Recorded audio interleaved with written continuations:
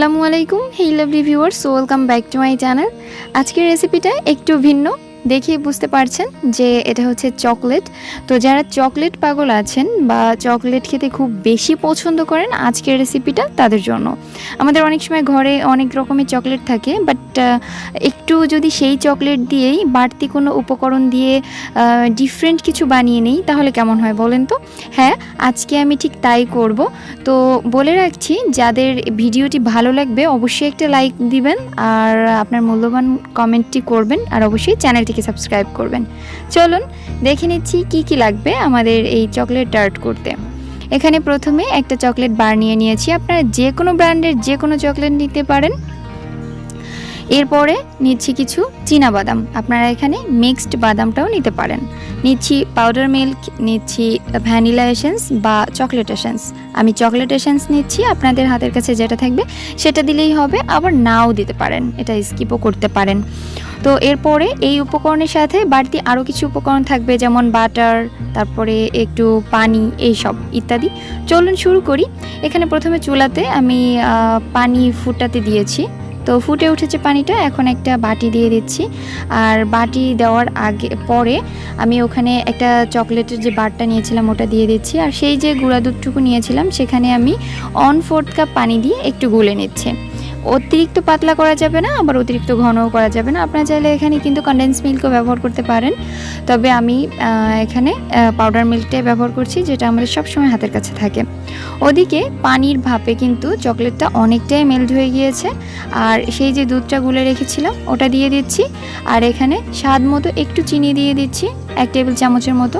Dark chocolate নিয়ে নিচ্ছি আমি এখানে, ডার্ক চকলেটটা খুবই তেতো হয়, এজন্য একটু অল্প করে দিয়ে দিচ্ছি। তো এরপরে একটা চামচ দিয়ে খুব ভালোভাবে সব উপকরণ মিলিয়ে নিতে হবে, আর হচ্ছে এখানে সামান্য একটু লবণ দিয়ে দিব।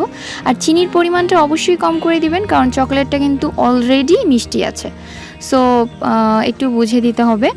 তো এরপরে ভালোভাবে মিশিয়ে নিতে নিতে এটা কিন্তু এরকম লিকুইড হয়ে যাবে, আর এ পর্যায়ে লিকুইড যে চকলেটটা থাকবে, আপনারা যদি এখানে কনডেন্স মিল্ক ব্যবহার করেন তাহলে কিন্তু আরেকটু লিকুইড কম হবে, বাট আমরা যেহেতু একটু ডিফারেন্টভাবে খাবো তাই কিন্তু চকলেটটাকে এতটা লিকুইড করে নিয়েছি। আর একটু বাটার দিয়ে দিচ্ছি, আর বাটার না থাকলে তেল দেওয়ার কোনো দরকার নেই, একটু ঘি দিতে পারেন বা কিছু না দিলেও হবে। এদিকে একটা মোল্ড আমি রেডি করে নিয়েছি, এভাবে একটু ঘি ব্রাশ করে, বাট মোল্ড ছাড়া যে কোনো কাপেও কিন্তু আমরা এটাকে সেট করে নিতে পারি। লিকুইড চকলেটটার মধ্যে এখন আমরা সেই যে বাদামটা রেখেছিলাম সেটা অ্যাড করে দিব, আর কিছুক্ষণ নেড়ে চেড়ে একটু থিকনেসটা যখন বেড়ে যাবে তখন নামিয়ে নিব। আর সাথে সাথে সেই মোল্ডের মধ্যে বা যে কোনো বাটি, কাপ, যে কোনো কিছুর মধ্যে আপনারা সেট করে নিতে পারেন। তো এটার মধ্যে আমি এখন ঢেলে দিব, আর ঢেলে দেওয়ার পরে আমি সারা রাত ফ্রিজে রেখে দিব। আর অবশ্যই এখনই বলে রাখছি, যারা আমার চ্যানেলটিকে সাবস্ক্রাইব করেননি সাবস্ক্রাইব করবেন, আর আমার সাথেই থাকবেন, আর অবশ্যই আমার ভিডিওর ডেসক্রিপশন বক্সটা সবসময় ফলো করবেন। সারা রাত পরে ফিরছি। সারা রাত পর আমি এরকম একটা বাটিতে যেটা সেট করে নিয়েছিলাম, এটা আপনাদের সাথে একটু শেয়ার করে দেখাচ্ছি, যেটা ঠিক কেমন হয়েছে দেখতে।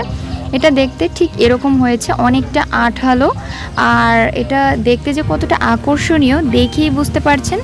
তো আজ এ পর্যন্তই, সবাই ভালো থাকবেন, আর যারা চকলেট পছন্দ করেন তারা এইভাবে একটু ডিফারেন্ট ওয়েতে চকলেটটিকে নিজেদের কাছে পরিবেশন করতে পারেন, বা বাচ্চাদের কাছে পরিবেশন করতে পারেন, বা ভিন্নতার স্বাদ নিতেও এই চকলেটের কিন্তু কোনো জুড়ি নেই।